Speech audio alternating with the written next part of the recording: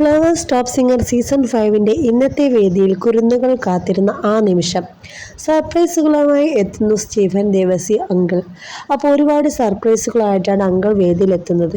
കുരുന്നുകൾക്കൊരു surprise കൊടുക്കാൻ വേണ്ടിയിട്ടാണ് വരുന്നത്. നല്ല കിടിലൻ ലുക്കിലാണ് വേദിയിലേക്ക് നമ്മുടെ സ്റ്റീഫൻ ദേവസി എത്തിയിരിക്കുന്നത്. ആദ്യം തന്നെ വന്ന ഉടനെ തന്നെ പൂക്കുറ്റിയൊക്കെ കത്തിച്ച് നല്ല രീതിക്ക് പാട്ടൊക്കെ പാടി കുട്ടികളെ ആകർഷണീയമായ രീതിയിൽ അട്രാക്ഷൻ ചെയ്യിപ്പിച്ചാണ് നമ്മുടെ സ്റ്റീഫൻ ദേവസി വേദിയിലെത്തുന്നത്. ജഡ്ജസ് ആകെ ഇങ്ങനെ ഭയങ്കര എനർജറ്റിക് പെർഫോമൻസ് ആയിരുന്നു എന്നൊക്കെ പറഞ്ഞു കേട്ടോ.